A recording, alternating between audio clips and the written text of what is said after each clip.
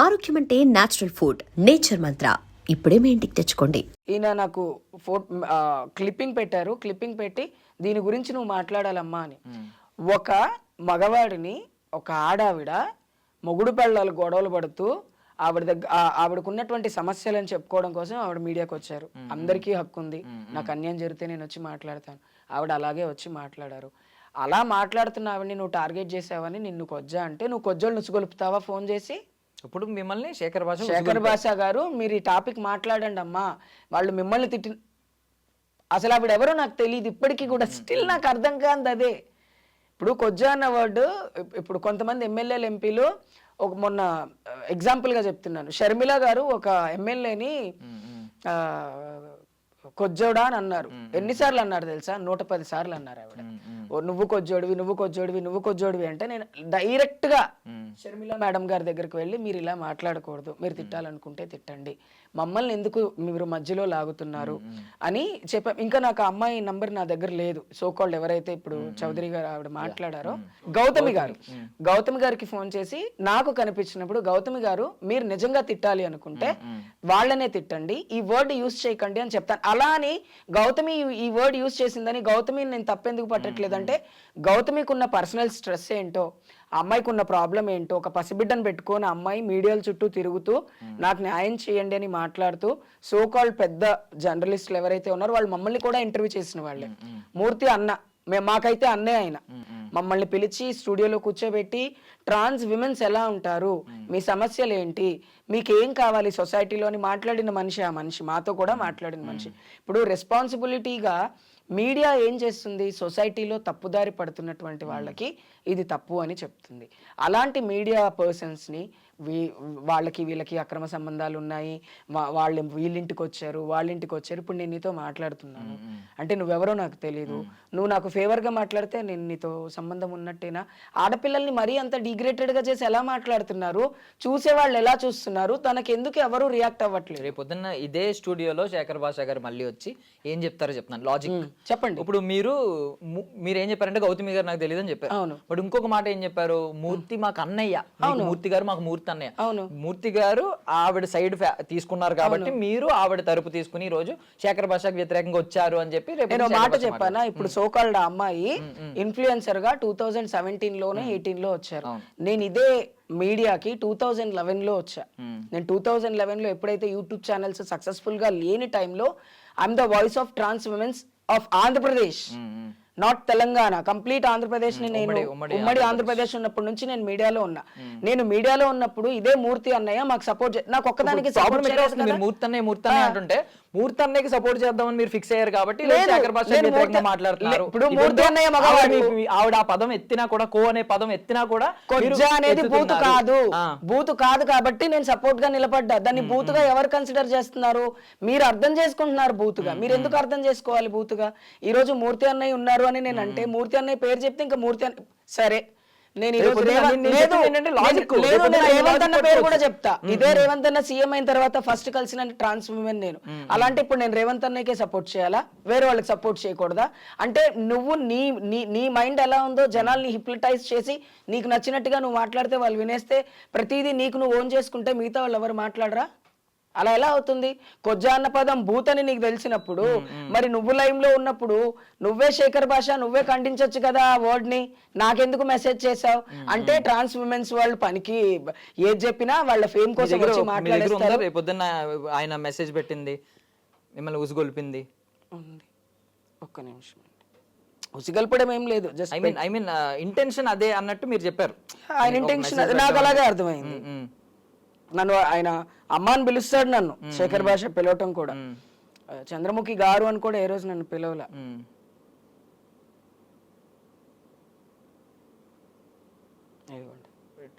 Monday 29th రోజు పెట్టారు ఆయన. జస్ట్ ఒకసారి మీరు చూడండి ఏమని పెట్టారో చూడండి, నేను ఏం వాయిస్ పెట్టానో చూడండి.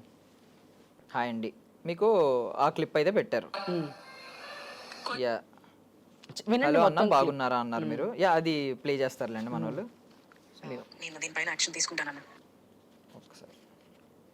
ఓం శ్రీ మాత్రే నమః. జై భవాని.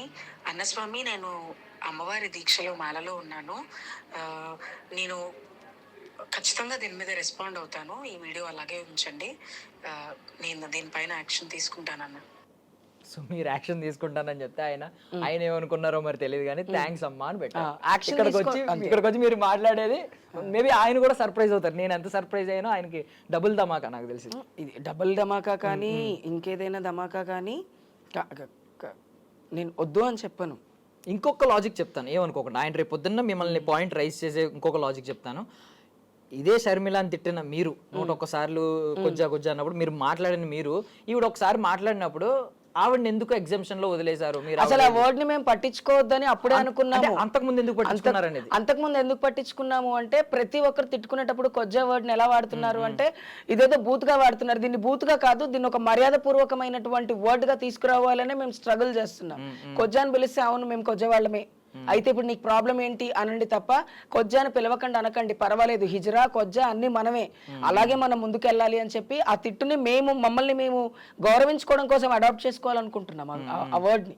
ఇంకా వర్డ్ ని తిట్టుగా పరిగణించకుండా ఆ వర్డ్ ని మంచి పద్ధతిలో తీసుకోవాలి అన్నటువంటి ఒక ఉద్దేశంతో మేము తీసుకోవాలనుకున్న ఉద్దేశమే అది ఫస్ట్. సో ఈ స్టార్టింగ్ అయితే మీరు ఏమన్నారంటే ఆ పదంతో మాకు సంబంధం లేదు, ఒకవేళ తీసుకుంటే గౌరవంగానే తీసుకుంటాం మేము. ఆ పదాన్ని మేము తప్పుగా తీసుకోము. ఎందుకు తప్పుగా తీసుకోవాలి?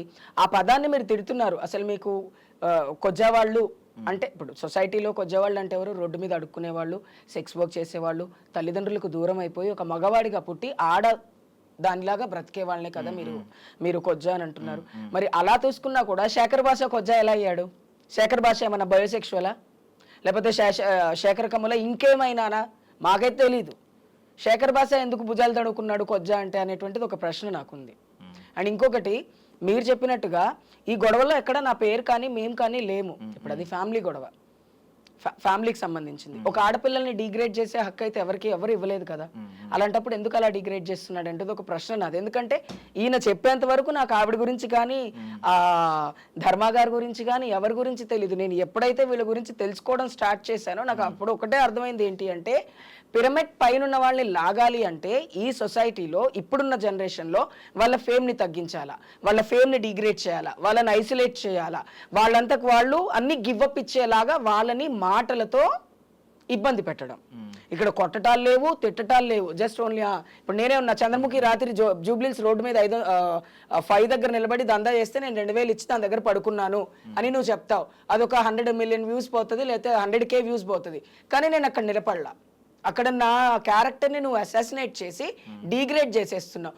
ఎవడో ఒక్కడు నన్ను అడుగుతాడు, నేను ఇంకా వాడితో మళ్ళీ మాట్లాడను. ఎందుకు? నేను తప్పు చేయలేదు కాబట్టి నాకు దాన్ని ఎదుర్కొనేటువంటి శక్తి లేదు. నేను ఎమోషనల్ అయిపోతా ఫస్ట్. అవునా? నేను ఎమోషనల్ అయిపోయి నేను ఇంట్లోనే ఉండిపోతా. ఇదేంటి నేనేం చేయకుండా నా మీద ఇంత పెద్ద, అదే నేను పబ్బుల చుట్టూ తిరిగి చిన్న చిన్న చెడ్డీలు మిడ్డీలు వేసుకొని డ్రగ్స్ తీసుకొని హెరాయిన్స్ తీసుకొని ఇవన్నీ తీసుకొని తిరుగుతున్నదని నువ్వు నన్ను అన్నావు అనుకో, అసలు పట్టించుకో. అంటే యాక్చువల్లీ నేను ఒక మాట అంటున్నాను, శేఖర్ భాష మీకు పర్సనల్లీ మెసేజ్ చేసినప్పుడు మీరు లెఫ్ట్ అండ్ రైట్ ఇవ్వాలనుకుంటే అక్కడే ఇచ్చేయచ్చు. నేను మాతలు మాల మీద ఉన్నా. Okay okay. తర్వాత దుర్గాబాత దీక్షలో ఉన్నా. ఎందుకు అనుకున్నారు వచ్చి నేను ఫస్ట్ రీసెర్చ్ చేసి చెప్దాం సమాధానం అని ఎందుకు అనుకున్నానంటే, ఆయన మీడియాలో ఇప్పుడు అమ్మ లేకుండా మనం లేము, సంవత్సరంన్నర బిడ్డను పెట్టుకున్న ఒక అమ్మ, ఆవిడ కూడా అమ్మాయి కదా, ఒక బిడ్డను కనింది, పెళ్లి చేసుకొని కనింది కదా. ఆవిడేమి రిసార్ట్స్ లోనో లేకపోతే ఏ ఫారెన్ కంట్రీలో లివింగ్ రిలేషన్షిప్ లో ఉండి వచ్చి ధర్మ గారిని ఏమి అడగల. ఇప్పుడు ధర్మ గారనే అంటున్నాను, ఎందుకంటే ఆయన కూడా నాకు తెలీదు ఆయన ఏం అడగల. వాళ్ళిద్దరు డైవర్స్ ప్రాబ్లం వచ్చింది. వాళ్ళిద్దరు ఎందుకు ప్రాబ్లం వచ్చిందో, ఏం ప్రాబ్లం వచ్చిందో, వాళ్ళు కొన్ని సంవత్సరాలు కలిసి ఉండి తర్వాత వాళ్ళకి సమస్య వచ్చింది. ఆ సమస్య మరి తనకెవరు చెప్పారో మీడియాలో కూర్చొని మాట్లాడితే న్యాయం జరుగుతుందని కూడా మనకు తెలియదు. ఎందుకంటే తనే నాకు తెలియదు కాబట్టి. ఇప్పుడు నేను తెలుసు జనాలకి ఎలా చంద్రముఖి అంటే ట్రాన్స్ ఉమెన్స్ కి సంబంధించిన ఇష్యూస్ మాట్లాడతారు అని, అలా తెలుసు. ఈయన మీడియాలో ఆవిడ గురించి బాగా మాట్లాడుతున్నారు. అప్పుడు నేను రీసెర్చ్ స్టార్ట్ చేశా, అసలు ఈవిడ ఎవరు. ఇంకా ఆవిడతో మాట్లాడలే, ఆవిడతో పనిచేసిన వాళ్ళతోటే మాట్లాడా నేను. డైరెక్ట్ గా ఆవిడతో నేను మాట్లాడకుండా ఇదా సంగతి, ఓకే ఏం చేస్తారు, తన ప్రొఫెషన్ ఏంటి, తన ఎథిక్స్ ఏంటి. ఇప్పుడు మీరు ఆవిడతో పనిచేసిన వాళ్ళతో మాట్లాడారు కాబట్టి ఎవరిగా చెప్పారేమో కదా. అలా నేను మీరు ఇప్పుడు ధర్మ మహేష్ గారు తరపున ఎవరితో మాట్లాడారా? లేదు, ఇంకా మాట్లాడలేదు. మాట్లాడతాను. ఇప్పుడు దాకా మీరు విన్న నేను చూసినా కూడా ఆవిడకి ఫేవర్ ఇద్దరు లేదు ఇప్పుడు ధర్మ గారు మాట్లాడిన ఇంటర్వ్యూస్ చూశాను. ఈవిడ మాట్లాడిన ఇంటర్వ్యూస్ చూశాను, డిబేట్స్ అన్ని చూస్తూ వచ్చాను ఇన్ని రోజుల తర్వాత. నాకు ఒకటే అర్థమైంది, మగవాడు ఎన్ని తప్పులు చేసినా పర్వాలేదు, క్షమించి కాళ్ళ దగ్గర మనసులో పెట్టుకునే ఆడవాళ్ళు ఉంటారు. పోని నా భర్త ఏం చేసినా నాకు పర్వాలేదు, నా భర్త నాకు కావాలి అనేటువంటి వాళ్ళు ఒక రకంగా ఉంటారు. ఈయనతో నేను బ్రతకలేను అనుకునే వాళ్ళు ఒక డెసిషన్ తీసుకుంటారు.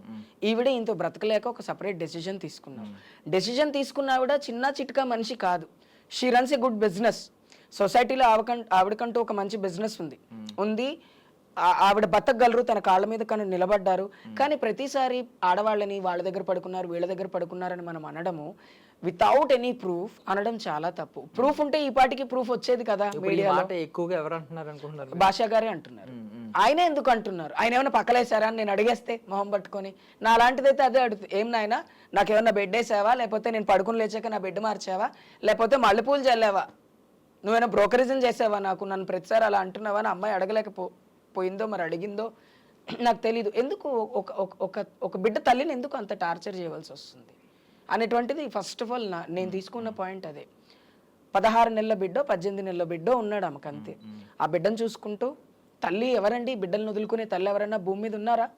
జీవాలు కూడా వదులుకోవు, నోరు లేని జీవాలు కూడా వదులుకో. అలాంటిది ఆ బిడ్డని పెట్టుకొని ఇంత స్ట్రెస్ని తీసుకొని, భర్త కాదు తిడుతుంది, మళ్ళీ మీరు అక్కడ అండర్లైన్ చేసుకోండి, తిడుతుంది భర్త కాదు, మాట్లాడుతుంది భర్త కాదు, ఎవరో థర్డ్ పర్సన్. అలాంటి థర్డ్ పర్సన్ మాట్లాడుతుంటే పిలిచి కూర్చోబెట్టి ఆయనతో డిబేట్లు చేసి ఒక ఆడపిల్లని తిడుతూ ఉంటే, కెమెరామెన్ మగపిల్లోళ్ళే కదా, షూట్ చేసేవాళ్ళు మగవాళ్లే కదా, వీళ్ళందరూ దీన్ని ఎలా తీసుకుంటున్నారు? అంటే మగవాళ్ళకి అన్యాయం జరిగితే ఒక మగవాడు సంబంధం లేని ఆడపిల్లని తిడుతూ ఉంటే దాన్ని యాక్సెప్ట్ చేస్తామా మనము? అదే మన తల్లి ఉండొచ్చు, మన చెల్లె ఉండొచ్చు, చాలా కరెక్ట్ మాటలు మాట్లాడారు. ఇప్పుడు శేఖర్ భాష గారి గురించి ఏమైతే మాట్లాడారో, సంబంధం లేని వ్యక్తి ఎందుకు మాట్లాడుతున్నారు, మంచి మాటలు మాట్లాడారు.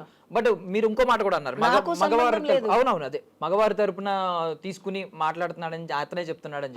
బట్ ఇప్పుడు మీరు ఆ తప్పు చేయట్లేదని మీరు కాన్ఫిడెంట్ గా ఉన్నారు, ఎందుకంటే మీరు కంప్లీట్ గా గౌతమి గారికి సపోర్ట్ చేస్తున్నారు. గౌతమి గారికి సపోర్ట్ చేయట్లా, మీరు మెన్షన్ ఆడవాళ్ళు, పాపం కాదు ఆడవాళ్ళు, ఇవన్నీ అక్కడ మీరు కార్నర్, సాఫ్ట్ కార్నర్ అంతా పెట్టాను. ఒకవైపు ఏంటి, అబ్బాయి ఎలా తిరిగినా పర్లేదు అన్నట్టు మగవాళ్ళ మీద కొంచెం నెగిటివ్ గానే చెప్పారు. అవును. సో మీరు కూడా ఈ తప్పేం చేయట్లేదా?